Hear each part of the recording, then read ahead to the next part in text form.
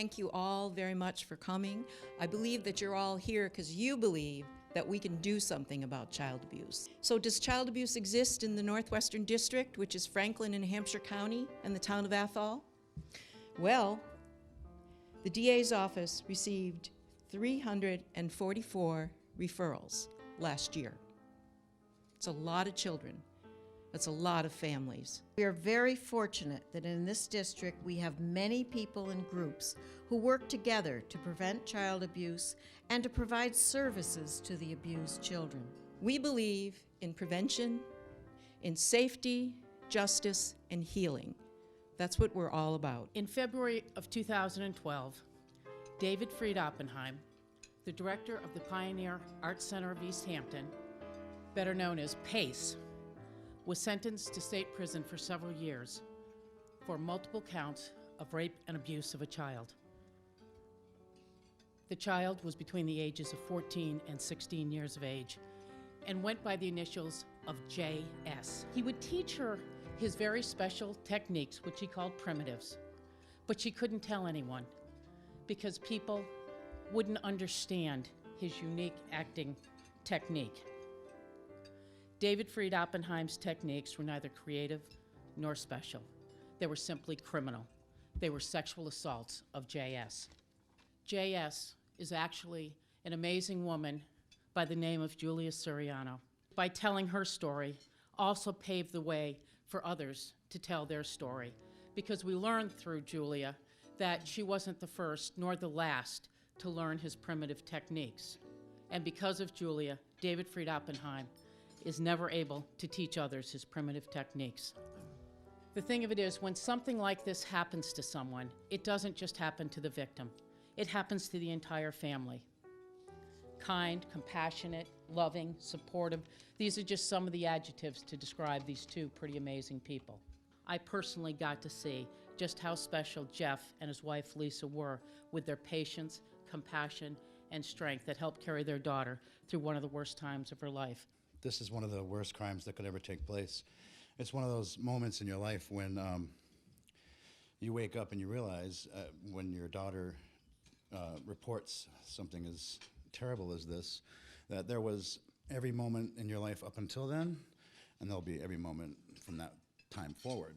My daughter was 14 when she was raped repeatedly by a community member who, it's just hard to describe, you guys. Like, it's very difficult to try to convey to you how that happened. It was criminal, and she didn't realize it at the time. One of the biggest mistakes I think could be made by parents is thinking that because you have this amazing, outstanding, open line of communication, that nothing bad could happen to your daughter without your knowing it. This effort you guys are involved in, the Child Abuse Awareness Month, the concept, the integrated process that is in place, the family support. I can't tell you how important it is. I can't tell you how important it is.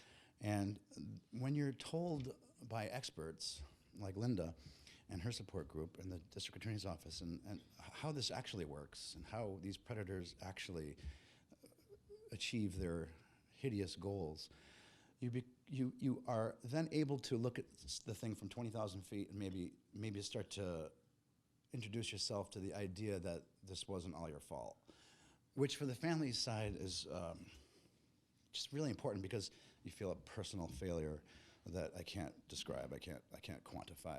How is it that this happens to your kid and you don't know it? It happens.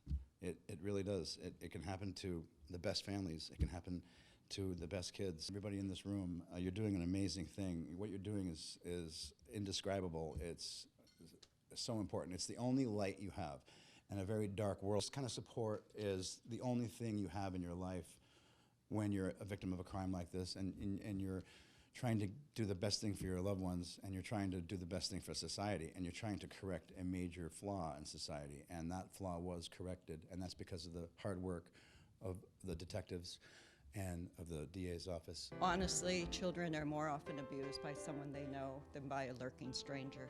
I really want children to be raised in safe, healthy homes so they can come out as intelligent, happy, thoughtful people who have the capacity to care for others. So last year, the Franklin, Hampshire DCF office received over 2,800 reports of child abuse and neglect. My unit investigated 343. All of the serious physical abuse and sexual abuse cases get referred to the district attorney's office. So when the department has a mandate to investigate, and we also have a mandate to offer services to parents so that children can remain with their families in a safe environment. But there are certainly those cases, as Jeff has spoke of, where we want to hold the person legally accountable. I appreciate the Children's Advocacy Center because it schedules quarterly reviews of the cases that have been supported for child abuse. These reviews have really enabled us to work together as a team.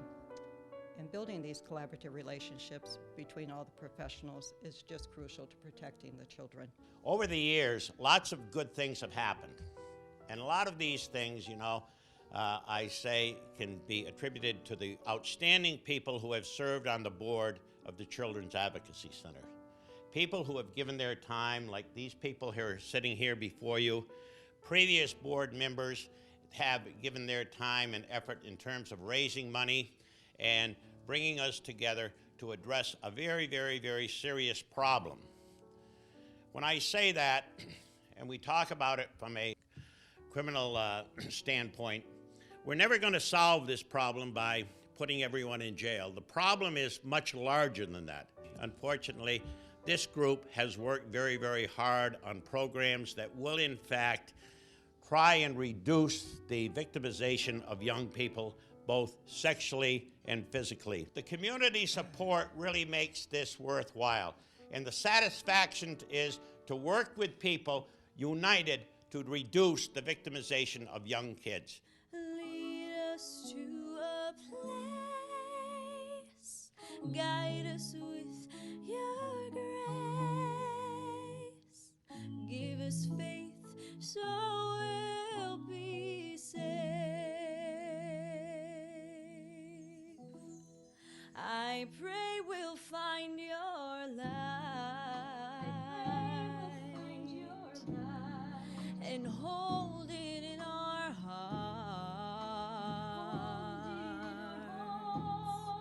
when stars go out at night.